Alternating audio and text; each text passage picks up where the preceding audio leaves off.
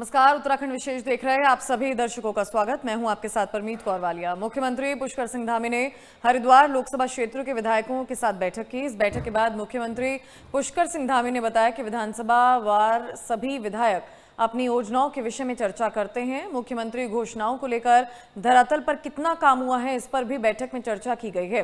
वहीं जनहित के काम कहीं पर भी ना रुकें, इसके लिए सभी अधिकारियों को निर्देश दिए गए हैं।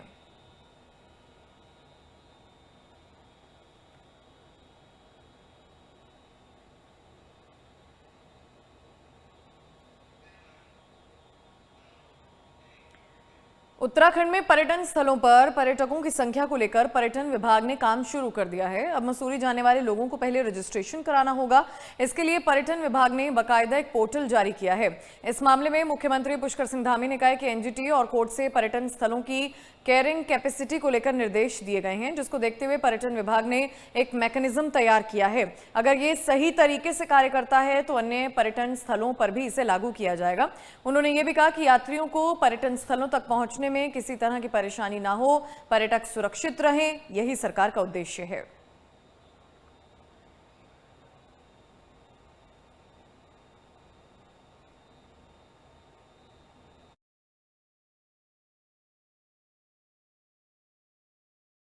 रजिस्ट्रेशन की व्यवस्था सभी पर्यटकों की सुविधा के लिए भी है और उनकी सुरक्षा के लिए भी है। और मैं बार बार ये कहता रहा हूं कि सुरक्षा हमारे लिए सर्वोच्च प्राथमिकता है। उसी को ध्यान में रखते हुए सभी प्रकार के प्रावधान किए जा रहे हैं, व्यवस्थित किया जा रहा है।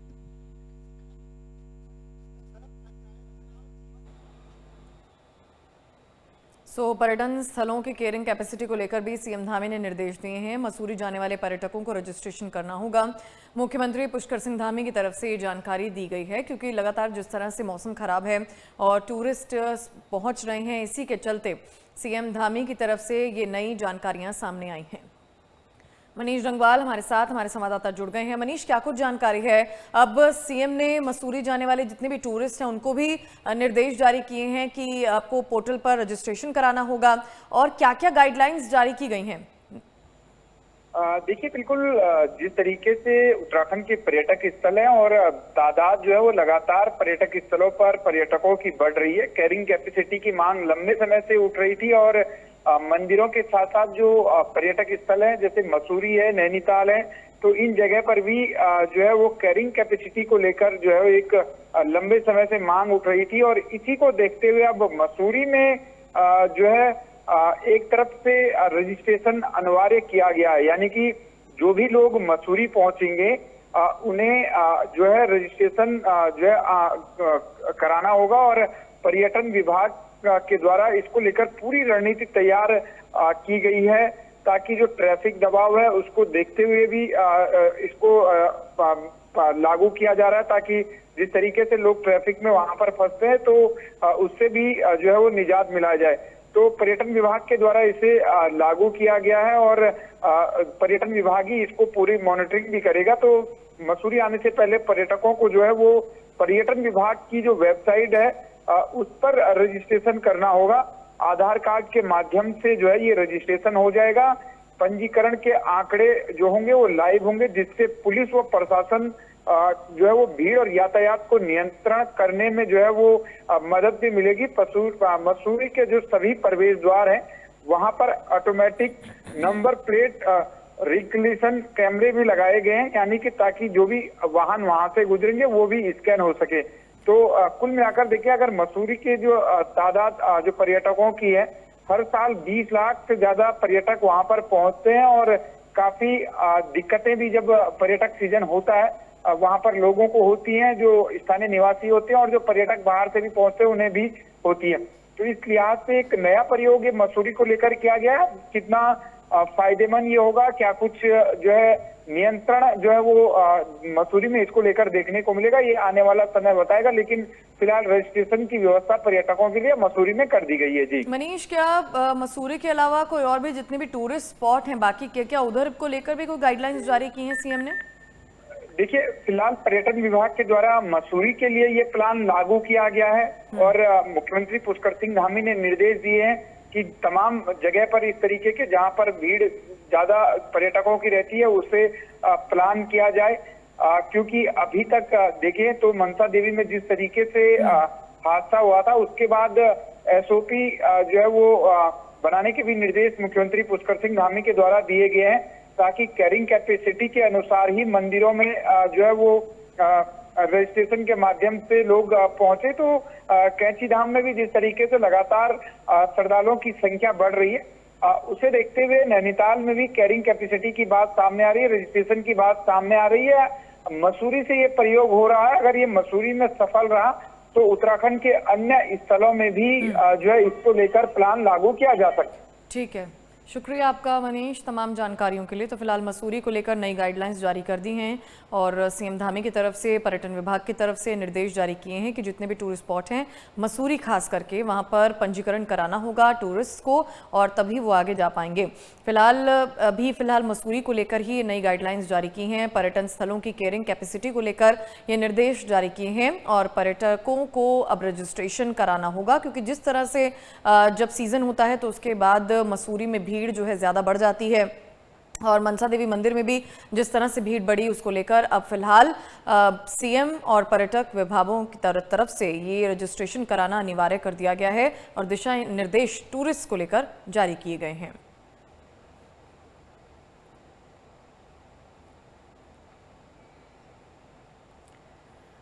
उत्तराखंड में पंचायत चुनाव पर जीत को लेकर मुख्यमंत्री पुष्कर सिंह धामी ने कहा है कि जनता ने भाजपा को अपना आशीर्वाद दिया है।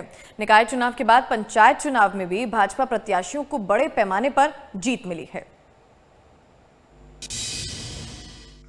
उत्तराखंड की देवतुल्य जनता का बहुत आभार व्यक्त करता हूं और शांतिपूर्ण तरीके से जिस प्रकार से प्रदेश में इस मानसून के सत्र में शांतिपूर्ण तरीके से चुनाव संपन्न हुआ और लगभग 70% के आसपास लोगों ने मतदान में भाग लेकर ग्राम सभाओं की सरकार बनाने में अपना योगदान दिया। और जिस प्रकार से आज भाजपा समर्थित हमारे जिला पंचायत हो या ग्राम प्रधान हो, पीडीसी मेंबर हो, बड़ी संख्या में लोग जीतकर आए हैं। पंचायत चुनाव में विजय रहने वाले प्रत्याशियों को मुख्यमंत्री ने शुभकामनाएं दी हैं। मुख्यमंत्री पुष्कर सिंह धामी का कहना है कि भाजपा की नीतियों और सरकार की विकास योजनाओं पर जनता ने अपनी जीत की मोहर लगाई है। उन्होंने कहा कि इस बार पंचायत में बड़ी संख्या में युवा जीत दर्ज करने में कामयाब रहे हैं। मुख्यमंत्री पुष्कर सिंह धामी ने कहा कि सभी युवाओं को बहुत बहुत शुभकामनाएं। हमारे युवा अभी हमारी बहन नेगी ग्राम प्रधान बनी है सारकोट ग्राम सभा की। इसी प्रकार अनेक युवा अनेक सामान्य स्थितियों परिस्थितियों में रहने वालों को जनता ने इस बार दायित्व दिया है। उन सभी से जनता की अपेक्षाएं हैं वो सभी जनता के लिए काम करें। मेरी उन सबको बहुत शुभकामनाएं। मुख्यमंत्री पुष्कर सिंह धामी ने सारकोट से 21 वर्षीय युवा ग्राम प्रधान बनी प्रियंका नेगी से फोन पर बात की और उन्हें जीत की बधाई दी। सीएम पुष्कर सिंह धामी ने प्रियंका नेगी से बातचीत के दौरान कहा कि उन्हें बहुत खुशी है कि वो सबसे युवा ग्राम प्रधान बनी हैं। उन्होंने बातचीत के दौरान कहा कि वे मिलकर सारकोट के विकास को सुनिश्चित करेंगे और आदर्श ग्राम सारकोट की ही तर्ज पर राज्य के अन्य गाँवों का भी विकास किया जाएगा।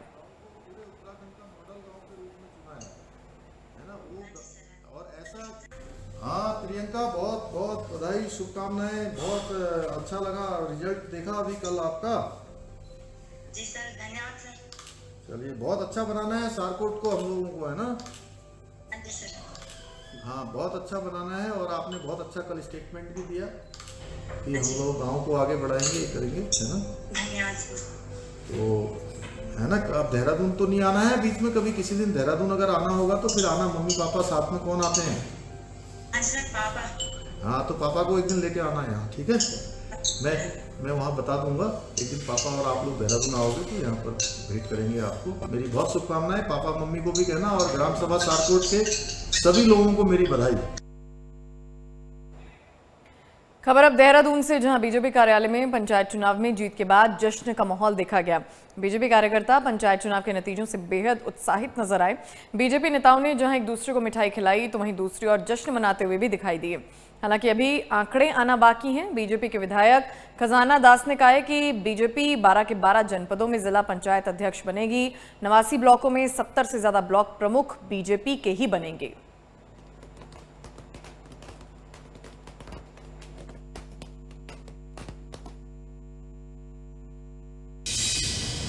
सबसे पहले मैं स्थानीय निकाय चुनाव का जिस तरह से जो अभी पंचायत चुनाव का जो बिगुल बजा है, इसके लिए मैं उत्तराखंड के जनमानस को बहुत बहुत बधाई, जो ग्रामीण क्षेत्र में रहते हैं। और ये हमारी सरकारें बन रही है, तीनों सरकारें, ग्राम पंचायत बन रही है, क्षेत्र पंचायत बन रही है और जिला पंचायत, इसके लिए बधाई देता हूँ। और जिन्होंने वोट किया है सभी जनमानस को शुभकामनाएं बधाई देना चाहता हूं। और हम जनादेश जो मिला है उसको स्वीकार करते हैं। और भारतीय जनता पार्टी का जहां तक सवाल है, भारतीय जनता पार्टी आने वाले समय में, अब आप देखेंगे कि जैसे ब्लॉक प्रमुखों का चुनाव होता है या जिला पंचायत अध्यक्ष का चुनाव होगा, उसमें भारतीय जनता पार्टी जीत करके आएगी। 12 जनपदों में अभी चुनाव हुए हैं हरिद्वार को छोड़ करके, तो 12 में से हमारे 11 जिला पंचायत के अध्यक्ष आएंगे और 89 ब्लॉकों में 70 से अधिक हमारे ब्लॉक प्रमुख होंगे, ये मैं दावे के साथ है। पौड़ी जिले के पाबो ब्लॉक से 22 वर्षीय साक्षी ने पंचायत चुनाव में जीत दर्ज कर गांव की सबसे युवा प्रधान बनने का गौरव हासिल किया। साक्षी ने देहरादून से बीटेक की पढ़ाई पूरी करने के बाद गांव लौटकर क्षेत्र के विकास में योगदान देने का निश्चय किया। इसी सोच के साथ साक्षी ने ग्राम प्रधान पद के लिए चुनाव लड़ा और जनता का विश्वास जीतकर प्रधान बन गई। साक्षी का कहना है कि वे अपने तकनीकी ज्ञान और शहरी अनुभव का उपयोग कर गाँव के समग्र विकास में सहयोग करेंगी। उनका सपना है कि गाँव में शिक्षा, स्वास्थ्य और रोजगार के नए आयाम विकसित किए जाएं। गाँव वासियों को साक्षी से नई ऊर्जा और बदलाव की उम्मीद है।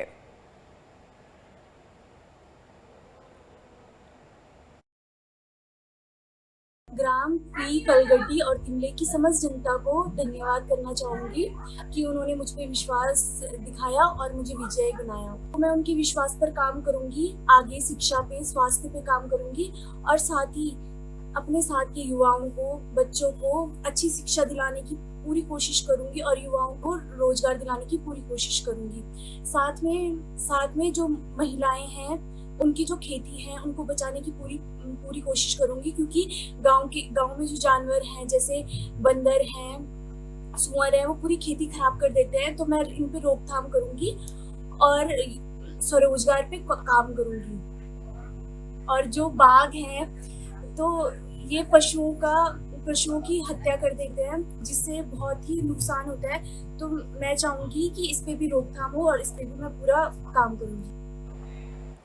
हल्द्वानी की देवल चौड़ बंदोबस्ती जिला पंचायत सीट पर दीपा दर्मवाल ने जीत हासिल की। दीपा जिला पंचायत के निवर्तमान उपाध्यक्ष आनंद दर्मवाल की पत्नी हैं और अब वे बीजेपी से जिला पंचायत अध्यक्ष की सबसे प्रबल दावेदार हैं। जीत के बाद उन्होंने जनता का आभार जताया और विकास कार्यों को धरातल पर उतारने की भी बात कही।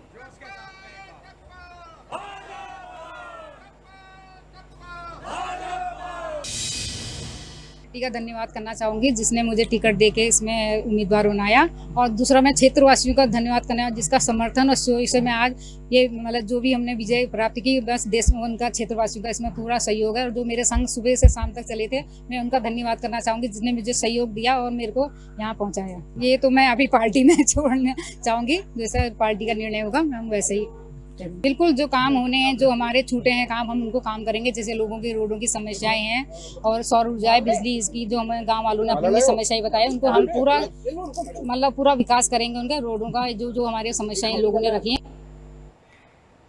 देहरादून के कांग्रेस मुख्यालय में प्रदेश अध्यक्ष करण महारा ने प्रेस कॉन्फ्रेंस की। उन्होंने ज्यादा जिला पंचायत सदस्य जीतने का दावा किया।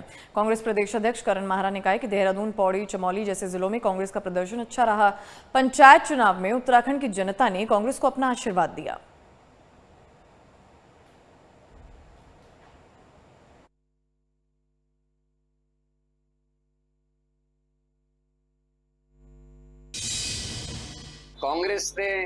कांग्रेस के पक्ष में जनता ने भारी मतदान किया है।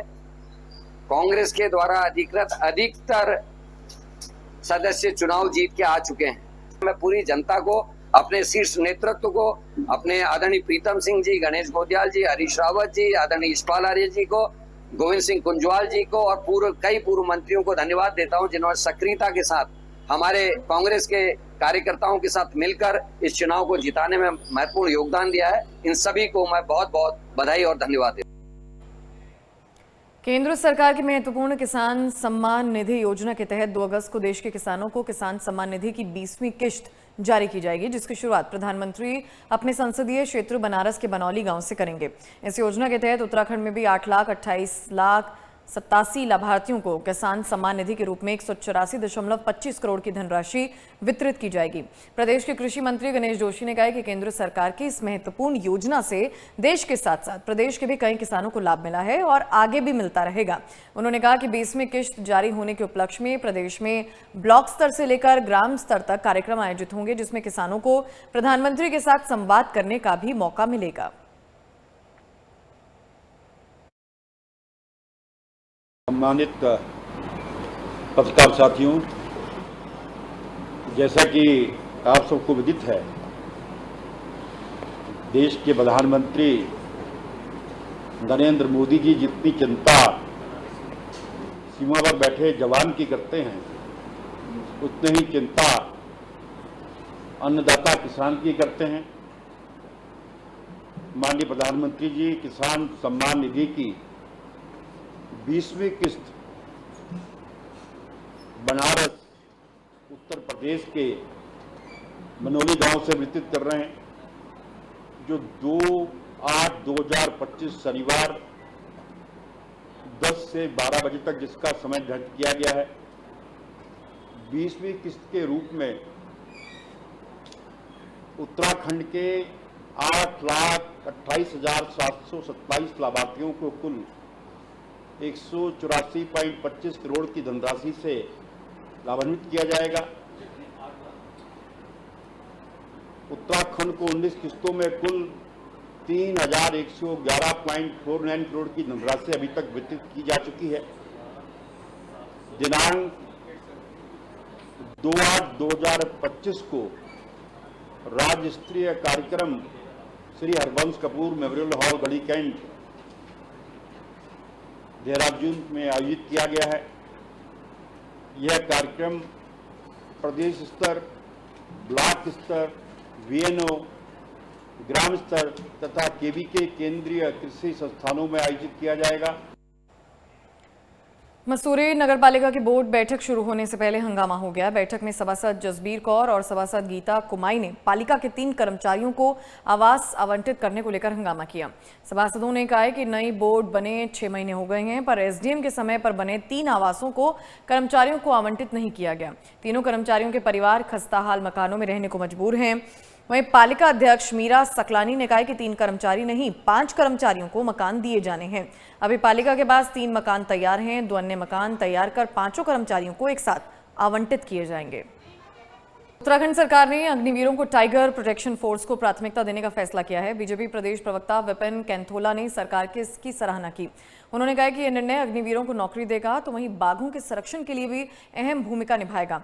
आपको बता दें, उत्तराखंड सरकार की ओर से हर जनपद में टाइगर प्रोटेक्शन फोर्स गठित की जाएगी, जिसमें अग्निवीरों को प्राथमिकता दी जाएगी और वन विभाग के अंतर्गत विशेष ट्रेनिंग भी दी जाएगी। वहीं हरिद्वार में बैरागी कैंप की जमीन को लेकर बड़ा खुलासा हुआ। 2007 में तत्कालीन डीएम आर.के. सुधांशु ने इस जमीन की रजिस्ट्री पर रोक लगाई थी, लेकिन बावजूद इसके जमीन को 3 लोगों को बेच दिया गया था। इतना ही नहीं, जमीन पर स्थायी अतिक्रमण भी हो चुका है और रजिस्ट्री के दौरान 32 लाख रुपए के स्टैंप चोरी का भी खुलासा हुआ। इस खुलासे के बाद प्रशासन हरकत में आया। बावजूद इसके स्थानीय निवासी अनिल बिष्ट ने बताया कि यह भूमि सिंचाई विभाग को सौंप दी गई थी और इसकी निगरानी की जिम्मेदारी भी उसी की थी। इस बारे में जानकारी देते हुए जिलाधिकारी मयूर दीक्षित ने बताया है कि जैसे ही मामला संज्ञान में आया, तत्काल जांच के आदेश दे दिए गए। उन्होंने कहा कि अगर किसी के पास दस्तावेज हैं तो वह उप जिलाधिकारी या सिंचाई विभाग के समक्ष पेश करें, वरना अतिक्रमण हटाया जाएगा। डीएम ने साफ कहा कि हरिद्वार को अतिक्रमण मुक्त बनाना हमारा लक्ष्य है। अगर खरीद फरोख्त में कोई सरकारी अधिकारी भी शामिल पाया गया तो उस पर भी सख्त वैधानिक कार्रवाई होगी।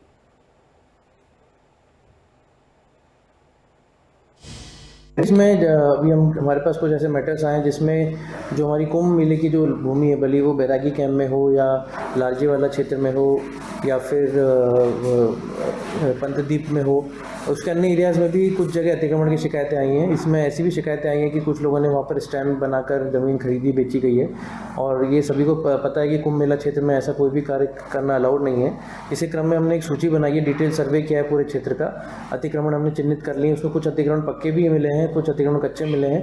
उन पर हमने नोटिस सिंचाई विभाग के द्वारा सर्व करा दिए गए हैं। नोटिस देने के बाद अभी उनसे पेपर्स मांग रहे हैं, और हमने आज और कल मिलकर हमने वहाँ पे अनाउंसमेंट्स भी कराए हैं, जगह जगह अनाउंसमेंट्स भी करा रहे हैं कि अगर किसी के पास कोई भी लीगल डॉक्यूमेंट है तो वो सिंचाई विभाग को या उप जिलाधिकारी को जरूर प्रस्तुत कर दें। और इसमें मेला प्रशासन भी साथ ही में हमारे कार्य कर रहा है। हम पूरा प्रयास कर रहे हैं कि इस भूमि पर कोई भी तरह का अतिक्रमण आगे भी ना हो, और जो पुराने अतिक्रमण हैं उनको भी हम चिन्हित करके उनके विरुद्ध कार्रवाई करें। हरिद्वार में जिलाधिकारी मयूर दीक्षित ने कलेक्ट्रेट परिसर में राष्ट्रीय स्वास्थ्य मिशन की समीक्षा बैठक की। इस बैठक में जिलाधिकारी चिकित्सा अधिकारियों को निर्देश दिए गए कि हाई रिस्क गर्भवती महिलाओं को फॉलोअप किया जाए, और साथ ही आशा वर्कर और आंगनवाड़ी केंद्रों के सहयोग से काउंसलिंग कर सरकारी मेडिकल संस्थानों में डिलीवरी बढ़ाई जाए। उन्होंने मुख्य चिकित्सा अधिकारी को मातृ मृत्यु दर का ऑडिट तक उसकी ऑडिट फाइल अगली बैठक में पेश करने के भी निर्देश दिए।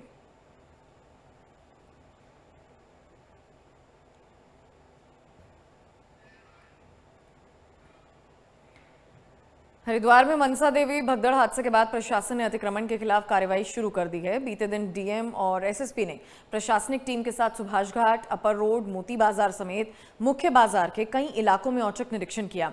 अधिकारियों के निरीक्षण के दौरान दुकानदारों और अतिक्रमणकारियों में अफरा तफरी मच गई और सड़क पर फड़ लगाकर बैठे दुकानदार अपना सामान समेटकर भागते हुए नजर आए। हॉटस्पॉट को हम लोगों के द्वारा चिन्हित किया गया था, जो खासकर क्राउड मैनेजमेंट के लिए बहुत ज़्यादा इम्पोर्टेंट है। ऐसे में हमारी राम प्रसाद गली है, नाइसोता घाट, और ये हमारा जो मनसा देवी की ओर चढ़ने वाले रास्ते हैं, उनका सभी का भी स्थलीय निरीक्षण हम लोगों के द्वारा किया गया था।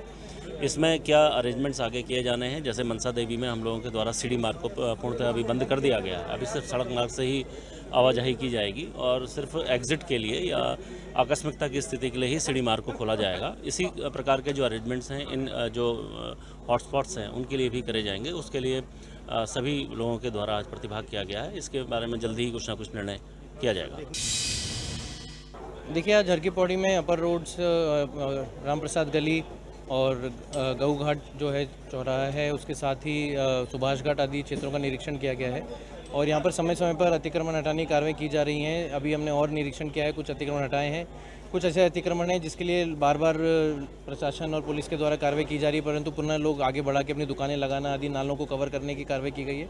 उसमें नगर आयुक्त साहब को और पुलिस को भी डायरेक्शंस दिए गए कि उन पर चालानी कार्रवाई करें, विधिक कार्रवाई करें। इसके साथ ही इस पूरे एरिया का नया प्लान बनाने के लिए कैसे हम इन गलियों को और बेहतर कर सकते हैं, यात्रियों के लिए और कैसे सुविधाएं बढ़ा सकते हैं। टॉयलेट्स कुछ जगह देखें जो कि अनक्लीन से थे, कुछ ऐसी नालियां हैं जो चौक हैं, कुछ ऐसे बिजली के तारों का भी ऐसे कई जगह पे वो है, केबल के तार भी हैं, तो उनको कैसे व्यवस्थित किया जा सकता है, इसके लिए प्लान भी बनाया जाएगा।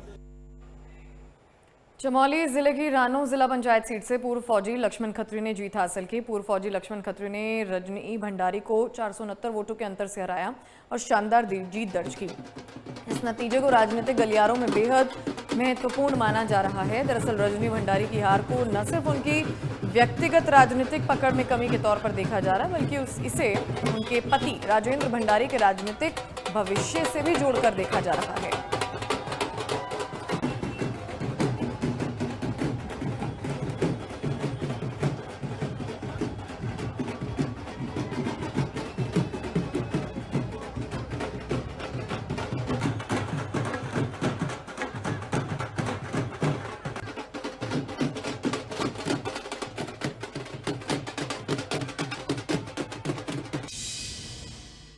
सबसे पहले मैं अपनी जो मेरी बंगाली क्षेत्र की जनता है, मैं उन्हें तहे दिल से धन्यवाद अदा करूंगा कि आपने जो जीत आज, मतलब ये जीत मेरी नहीं, मेरी पूरी तमाम रानो वार्ड की जनता की है, जो गरीब लोगों की जनता की है, जिन्होंने मेरे सुख दुख में साथ रहे, जो मेरे आज तक जितने चुनाव में जो मेरे साथ चल रहे, दिन रात खड़े हैं, मेरे गाँव के लोग हैं चाहे मेरे क्षेत्र के लोग हैं, ये तमाम जीत मेरी उनके लिए समर्पित है।